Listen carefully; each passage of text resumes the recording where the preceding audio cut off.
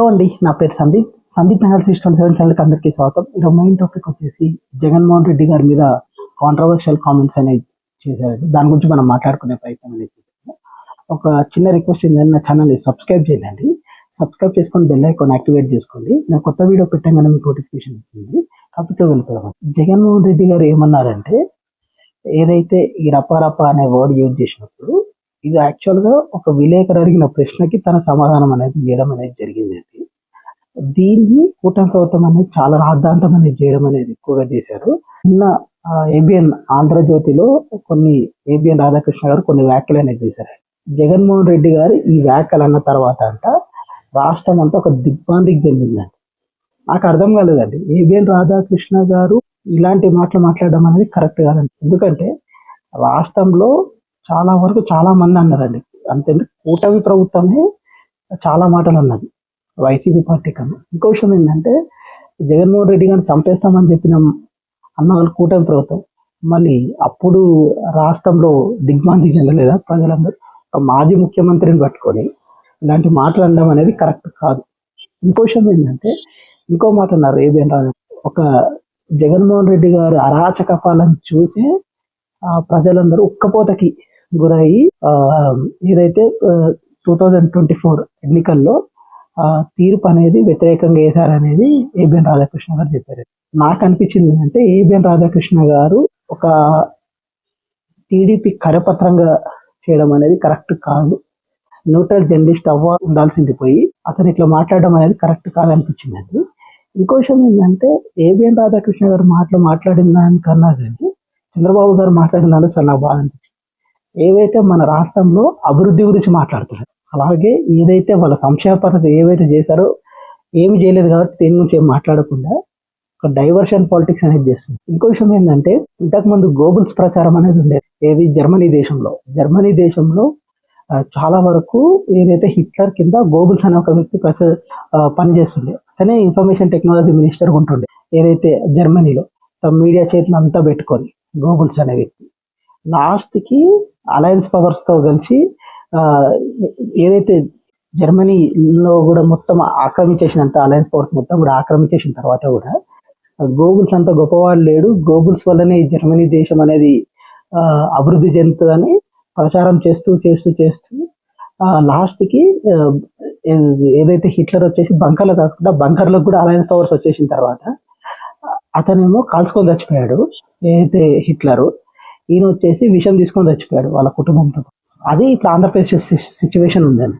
ఏదైతే జగన్మోహన్ రెడ్డి గారు మొన్న ప్రెస్ మీట్ పెట్టిన దాంట్లో ఏ క్వశ్చన్కి కూడా వాళ్ళు సమాధానం ఇవ్వకుండా ఒక డైవర్షన్ పాలిటిక్స్ని వీళ్ళు తీసుకొచ్చే ప్రయత్నం అనేది జరుగుతుందండి.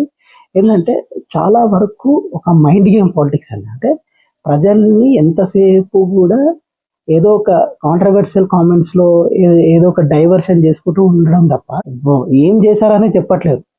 ఈ సంవత్సరం కాలం అయింది, ఏం చేసాం మేము, ఒక రిపోర్ట్ అనేది ఇచ్చిందా? ఇవ్వకుండా ఏదైతే జగన్మోహన్ రెడ్డి గారు ఒక ప్రెస్ మీట్లో చెప్పింది చాలా ఒక ఎగ్జాక్ట్గా ఒక డేటా అనేది ఇచ్చారు. ఆ డేటా గురించి ఒక మాట మాట్లాడకుండా ఒక చిన్న మాటను పెట్టుకొని దాన్నే ఇంత పెద్ద కాంట్రవర్సీ చేయడం అనేది కరెక్ట్ కాదనిపించింది. ఇంకో విషయం ఏంటంటే, అసలు కూటమి ప్రభుత్వం ఈ సంవత్సర కాలంలో ఏం చేసిందని మనం చెప్పుకునే ప్రయత్నం కూడా చేయట్లేదు. అంటే కొన్ని రోడ్లు వేశారు, ఆ రోడ్లు వేసే విషయం అనేది కూడా చెప్పుకుంటున్నారు. ఇంకోటి సంక్షేమ పథకాలు చేయలేదు, సంక్షేమ పథకాలు ఇంకా చేయరు. ఆల్రెడీ చంద్రబాబు గారు చెప్పేశారు కదా, అన్ని సంక్షేమ పథకాలు మేము చేసేసాము, ఇంకా ఎవరు అడగండి మీరు ఆ ఒక విషయాన్ని క్లియర్గా చెప్పేశారు. అంటే ప్రజల్లో నమ్మకం ఉండేది, ఆ నమ్మకాన్ని కూడా ఓటేసుకునే ప్రయత్నం అనేది చేశారు. ఇంకొకటి, ఈరోజు మొన్న సత్తెనపల్లిలో కొన్ని విషయాలు జరిగినాయండి, ఇద్దరు చచ్చిపోవడం అనేది జరిగింది. దాంట్లో కూడా దాన్ని పెద్ద రాద్ధాంతం చేయడం తప్ప దాంట్లో ఇద్దరు తప్పు ఉందండి. వీళ్ళు ఇంటెలిజెంట్ వ్యవస్థ కూడా ఏమి పర్ఫెక్ట్గా చేయకపోవడం, అలాగే పోలీసులు కూడా పర్ఫెక్ట్గా బందోబస్తు ఇవ్వకపోవడం అనేది మెయిన్ ప్రాబ్లం ఉండొచ్చు. ఇంకోటి జగన్మోహన్ రెడ్డి గారు కూడా ఎక్కువగా జనాలతో ఎక్కువ వెళ్ళాల్సిన అవసరం లేదు. ఒక పరామర్శ జనరల్గా వెళ్ళి పరామర్శ ఇచ్చి మాట్లాడేసి వచ్చుంటే అయిపోయేది అసలు. కానీ ఇద్దరిది కూడా తప్పు ఉంది దాంట్లో. నేను పోయిన వీడియోలో దీని గురించి చెప్పడం అనేది జరిగింది. ఇంకో విషయం ఏంటంటే, మన రాష్ట్రంలో అభివృద్ధి అనేది ఎవరు ఆలోచించట్లేదు. ఎంతసేపు అర్థం లేని కాంట్రవర్షియల్ కామెంట్స్, ప్రజలకు ఉపయోగపడేవి ఏవి కూడా చర్చ అనేది జరగట్లేదు. ఏదైతే సంవత్సర కాలంలో కూటమి ప్రభుత్వం సంక్షేమ పథకాలు ఎక్కువగా ఏం చేయలేదు, దాని గురించి ఎవరు చర్చించలేదు. ఏమనంటేనేమో జగన్మోహన్ రెడ్డి గారు ఈ మాట అన్నారు, మళ్ళీ ఆ మాట అన్నారు అనేది ఒక మైండ్ గేమ్ పాలిటిక్స్ అనేది జరుగుతుంది తప్ప, గోబుల్స్ ప్రచారం అనేది జరుగుతుంది తప్ప అభివృద్ధి ఏం చేశారు దాని గురించి చెప్పాల్సిన అవసరం ఉంది. అది చెప్పకుండా ఎటేటో తిప్పుతారు. చిన్న చిన్న విషయాన్ని పట్టుకొని ప్రజల్ని మోసం చేసే కార్యక్రమం అనేది కూటమి ప్రభుత్వం చేయబోతుంది. ఇది ఎంతకాలం అనేది చేస్తారనేది నాకు అర్థం కావట్లేదు. అంటే ఇంకా 4 ఏళ్ళు డైవర్షన్ పాలిటిక్స్, అభివృద్ధి గురించి ఏం మాట్లాడారు, కరప్షన్ జరుగుతుంటే ఏం మాట్లాడారు. ఇంక్లూడింగ్ పవన్ కళ్యాణ్ గారు కూడా ఏంటంటే ఓన్లీ పవన్ కళ్యాణ్ గారు కరప్షన్ చేయకపోతే కాదు, పక్కన వాళ్ళని కూడా కరప్షన్ చేయకుండా చూసుకోవాల్సిన బాధ్యత చంద్రబాబు గారి మీద ఉంది, అలాగే పవన్ కళ్యాణ్ గారి మీద కూడా. ఇద్దరు ఏం మాట్లాడారు, మాట్లాడకుండా ఇట్లా మెల్ల ఇదే డైవర్షన్ పాలిటిక్స్, ఏదైతే అవసరం లేని విషయాల గురించి ఎక్కువ డిబేట్లు పెట్టడము కొన్ని మీడియా ఛానల్స్ లో. అసలు అభివృద్ధి ఏం జరుగుతుంది అనే ఎవరికి పట్టింపు లేదండి. ప్రజలు కూడా ఏమనుకుంటున్నారంటే దీని గురించి చర్చించుకోవడం అయిపోయింది తప్ప, మనకు పథకాలు ఇస్తామని చెప్పారు, సూపర్ 6 పథకాలు చెప్పారు, ఒక్కటి అమలు చేయలేదు. ఒక పెన్షన్ ఒక్కటి 4,000 ఇచ్చారు, అదొక్కటే ఇచ్చారు, ఇంకా మిగతాది ఏమి చేయలేదు. ఏంటంటే ప్రజలు కూడా డిస్కస్ చేయాల్సిన అవసరం ఉంది. ఇంకోటి ఏంటంటే అభివృద్ధి ఎట్లా జరుగుతుంది, ఏమనంటేనేమో జగన్మోహన్ రెడ్డి గారు ఒక అరాచకం సృష్టించారు, గాడిలో పెడుతున్నామని చెప్తారు ఈ కూటమి ప్రభుత్వం అందరూ కూడా. ఎట్లా గాడిలో ఏం గాడిలో పెట్టాలని చెప్పండి. అధికారులు అంటే ఏం చేయించి గారు వాళ్ళే ఉంటారు. ఆల్రెడీ ఈ గాడిలో పెట్టాలంటే ఒక ఏదైతే కరప్షన్ అనేది ఎక్కువ అయిపోయిందండి, ఆ కరప్షన్ ఎప్పుడైతే తగ్గిస్తారో ఆటోమేటిక్గా ఆంధ్రప్రదేశ్ అనేది డెవలప్ అవుతుంది. ఇప్పుడు కరప్షన్ జరుగుతుంది తప్ప అభివృద్ధి జరగట్లేదు, అది మెయిన్ ప్రాబ్లం. ఇంకోటి ఏంటంటే వీళ్ళు గాడిలో పెడతాము, అప్పులు తీసుకొస్తున్నారు. ఏ ప్రభుత్వం అయినా అప్పులు తీసుకోకుండా పాలన అనేది చేయరు. అట్లా చేసిన వాళ్ళు ఎవరైనా ఉంటే అసలు వరల్డ్లో ఎవరు లేరు. అమెరికా కూడా అప్పులు చేయకుండా ఎలాంటి అభివృద్ధి అనేది చేయదండి. అమెరికా కూడా ఎక్కువ అప్పులు చేసింది. మీరు కావాలంటే ఒక లిస్ట్ ఆఫ్ అప్పులు చేసిన దాంట్లో చూడండి, అమెరికానే ఫస్ట్ ఉంటుంది. అసలు ఆ రేంజ్లో అప్పులు చేయడం అనేది జరిగింది అమెరికా కూడా.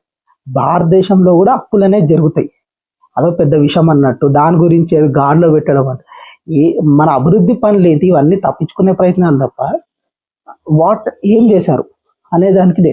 రోడ్ల గురించి మాట్లాడారు. రోడ్లు అంటే ఇప్పుడు రోడ్లు వేసిన దాంట్లో ఓన్లీ 10% పని. ఏది ఆంధ్రప్రదేశ్లో మనం చెప్పిన మాటలకి 10% కూడా పని కాదు అది. అంటే 10% అనుకోండి, అటు ఇటు అన్ని కూడా విలేజ్ అంటే అభివృద్ధి ఎట్లా. ఇప్పుడు ఏదైతే పంచాయతీరాజ్ ఉందండి, ఆ మొత్తం అడ్మినిస్ట్రేషన్ ఉంది. అడ్మినిస్ట్రేషన్ లో నీ వర్క్ ఏంటిది, ఎన్ని చేయగలరు. శంకుస్థాపన కాదు మన ముఖ్యం, మనం పని ఏం జరిగిందా లేదా అనేది ముఖ్యం. జరగకుండా మనము ఇన్ని కోట్లు కేటాయించడం ఈజీ, దాన్ని అమలు చేసి ప్రజల్లోకి సక్సెస్ఫుల్ గా చేయడం అనేది ముఖ్యం. అది కూటమి ప్రభుత్వంలో లోపిస్తుందండి. దాన్ని మానిటరింగ్ సిస్టమ్ అనేది చేస్తున్నారా చేయట్లేరా నాకు అర్థం కావట్లేదు. చంద్రబాబు గారు అయితే మేము చేస్తున్నాం, అది చేస్తున్నాం అంటారు, కానీ ఏం చేయట్లేరు. ఇంకో విషయం ఏంటంటే ఫ్రీ ఇసుక అన్నారండి. ఫ్రీ ఇసుక అని చెప్పారు. ఎవరైతే కూటమి ఎమ్మెల్యేలేమో ఇష్టం ఉన్నట్టు వాడుకొని దాన్ని కరప్షన్ చేస్తున్నారు. చంద్రబాబు నాయుడు గారు ఎవరైనా ఇసుకలో చేస్తే బెల్ట్ తీస్తా అంటారు. ఏముండదు, ఇవన్నీ కూడా పైన మీడియా సీరియస్ అయ్యారు, ఇవన్నీ కూడా మీడియాలో చెప్పుకొని పనికొస్తాయి తప్ప గ్రౌండ్ లెవెల్లో అది జరగట్లేదు. ఇంకో విషయం ఏంటంటే ఇంకోసారి కూటమి నాయకులు అందరికీ కూడా నేను చెప్పేది ఏంటంటే, ఇంకోసారి రాష్ట్రం అభివృద్ధి జరగట్లేదు, ఈ అప్పుల వల్ల అరాచకం సృష్టించాలని చెప్తే ఎవరి ఇండస్ట్రీ వాడు ఓడొస్తాడని చెప్పండి. రాష్ట్రంలో ఎవరన్నా అరాచకం సృష్టించారు, అది జరుగుతుంది ఇది జరుగుతుంది అంటే ఒక ఇండస్ట్రీ వాడు వస్తాడా, వాడు పెట్టుబడి పెట్టనీకి వస్తాడు ఎవడన్నా? ఇప్పుడు మనం కూడా పోతే ఆ రాష్ట్రంలో మనం కూడా బెదిరిస్తారేమో అని చెప్పి వాడు వేరే రాష్ట్రాన్ని చూసుకుంటాడు. వీళ్ళ కామన్ సెన్స్ లేదు. ఫస్ట్ ఆఫ్ ఆల్ వీళ్ళకి ఏంటంటే అల్టిమేట్ గా ఒకరిని వ్యతిరేకించడానికి వీళ్ళు ఎంతకన్నా దిగజారుతురేమో అనిపించింది. తప్పుగా అనుకోకండి, మాట చెప్తున్నాను, చాలా బాధగా ఉంది. అంటే ఆంధ్రప్రదేశ్ ని డెవలప్ చేసే అంత లెవెల్ చేయట్లేదు, అసలు అభివృద్ధి కాదు ఇంకా అనే స్థితికి తీసుకొని వచ్చేసింది. ఇప్పుడు చూడండి, ఈ సంవత్సరం అయింది సంవత్సర కాలంలో వాళ్ళు ఏం చేయబోతున్నారని చెప్పటారు కూటమి ప్రభుత్వం ఎవరైనా. ఇప్పుడు జగన్మోహన్ రెడ్డి గారు కొన్ని ప్రెస్ మీట్ లో కొన్ని మాటలు చెప్పారు, ఆ మాటలకి రిప్లై చేయాలి కంపల్సరీ. ఏంటంటే ఈ డేటా వీళ్ళు ఇచ్చిన తప్పు, ఇది జరగాలి, ఇంతుంది అంతుంది అని చెప్పాల్సిన అవసరం అనేది కూటమి ప్రభుత్వం మీద ఉంది. అది చెప్పకుండా ఏదో పిచ్చివన్నీ కూడా అది అవసరం లేదండి. రాష్ట్రంలో రోజుకు 1000 మంది చచ్చిపోతుంటారు, దాంట్లో ఇది ఒకటి జరిగి ఉంటుంది, దాంట్లో పెద్ద విషయమా అండి ఇదేమన్నా? ఇంకోటి ఏంటంటే ఈ అరాచకం ఇప్పుడు కూటమి ప్రభుత్వం ఏమన్నా కొత్త అరాచకం చేయట్లేరా? రెడ్ బుక్ పాలన పెట్టుకొని ఇష్టం ఉన్న అరాచకం చేస్తుంది. దాంతో కంపేర్ చేస్తే అనడం వేరు, దాడులు చేయడం వేరు కదా. మన ఆర్గనైజ్డ్ గా సాక్షి మీద దాడి చేశారు, దాన్నే మనాలి మరి. అది కరెక్ట్ పద్ధతి కాదు. ఇవన్నీ కూడా ఏబిఎన్ రాధాకృష్ణ గారు అయితే ఒకే వర్షన్ రాస్తారు, అది వేరే విషయం. ప్రజలు కూడా అర్థం చేసుకోవాల్సిన అవసరం ఉంది. ఎందుకంటే అభివృద్ధిని చూసుకోవాలి మెయిన్, ఇవన్నీ కాదు. ఎవడెటు పోతే మనకేంది, అభివృద్ధి జరిగిందా లేదా అనేది ఒక క్రైటీరియా, అంతే కదా. ఇప్పుడు ఆంధ్రప్రదేశ్కి అభివృద్ధి, ఒక కొత్త ఇండస్ట్రీస్ వస్తే ఎంప్లాయ్మెంట్ అనేది వస్తుంది. ఇంకోటి వచ్చేసి రోడ్లు మౌత్ బస్సులు వస్తే వాడు కూడా అట్రాక్ట్ అవుతాడు. ఎవడైనా కంపెనీ పెట్టాలంటే అట్రాక్ట్ కాదు. అమరావతి ఏరియాలో ఎందుకు ఇండస్ట్రీస్ ఎక్కువ రావట్లేవు అంటే అక్కడ పరిస్థితులు అట్లా లేవు. విలేజ్ బ్యాక్గ్రౌండ్ ఉంది. ఆ విలేజ్ బ్యాక్గ్రౌండ్ లో నీకు ఎలా వాడు ఇండస్ట్రీ పెట్టాలనుకుంటాడు, వాడేమో ఐటీ కల్చర్కి అలవాటే, వాడు కార్పొరేట్ కల్చర్కి అలవాటు పడి ఉంటాడు. కార్పొరేట్ కల్చర్ ఏంటి, సాటర్డే సండే వచ్చేసి వాళ్ళు ఎక్కువ శాతం ఏంటంటే ఎంజాయ్మెంట్ చూస్తారు, లాంగ్ డ్రైవ్స్ పోవాలనుకుంటారు, పబ్స్ ఉంటాయి, అన్నీ ఉండాలి వాళ్ళకి. ఒక ఫెసిలిటీ అనేది ఉంటేనే వాడు కూడా కార్పొరేట్ వాడు కూడా పెట్టడానికి ఉంటుంది. ఏవి లేకుండా అభివృద్ధి చేస్తున్నాము, రాష్ట్రం వచ్చేసి ఇంత అప్పులు చేసింది, శ్రీలంక అయ్యింది, గీలంక అయ్యింది. జగన్మోహన్ రెడ్డి గారు కనీసం ఒక సంక్షేమ పథకాలన్నీ ఇచ్చారు. ఈ కూటమి ప్రభుత్వం వచ్చిన తర్వాత ఆ సంక్షేమ పథకాల్లో అభివృద్ధి లేదు. ఏమనంటేనేమో ఈ నాశనం ఎవరు నాశనం చేస్తారండి? ఇప్పుడు అంతెందుకు నాశనం అయితే ప్రజలు బతారా రాష్ట్రంలో? అసలు ప్రజలు అనేది తిరుగుతారా రోడ్ల మీద? తెలివి ఉండాలి కనీసం. మనం మాట్లాడుతుంది ఏంటిది, మనం ఏం చేస్తున్నాం, మనం ఏం చెప్పినాము, ఏదైతే హామీలు, దాని గురించి మనం మాట్లాడుకోవాలి. కానీ ఎప్పుడు చూసినా ఈ అరాచకమైన పాలన, వీళ్ళు అరాచకం చేసినారు, వాళ్ళు అరాచకం చేశారు, ఏముంటది అది చెప్పండి. ఇప్పుడు కొత్త అరాచకం కాదు, నీ పాలనలో నువ్వు చేసింది ఏంటిది గొప్ప విషయం. ఇప్పుడు జగన్మోహన్ రెడ్డి గారు ఒక గ్రామ సచివాలయ వ్యవస్థ ఉంది, అలాగే వచ్చేసి కొత్త వ్యవస్థలు తీసుకొని వచ్చారు. 2 వ్యవస్థలు అనేది తీసుకొచ్చే ప్రయత్నం అనేది చేశారు. ఇంకోటి అయితే వాలంటీర్ వ్యవస్థను ఈ 2 వ్యవస్థలు. నీ వ్యవస్థ ఏంటిది? కొత్త వ్యవస్థ. నువ్వు కొత్తగా ఏమి దాన్ని డెవలప్మెంట్ ఏది తీసుకొస్తున్నావు? ఆంధ్రప్రదేశ్లో కొత్త వ్యవస్థను తీసుకొచ్చి ప్రజలకు ఎట్లా సర్వీస్ కొత్తగా అయిపోతుంది. వాట్సాప్ గవర్నమెంట్ ఒకటి తీసుకోవచ్చు, దానిలో ప్రచారం కరెక్ట్గా చేస్తున్నావు, దానివల్ల బెనిఫిట్ జరుగుతుందా ప్రజలకి అని ఒక మానిటరింగ్ చేసుకుంటున్నావా?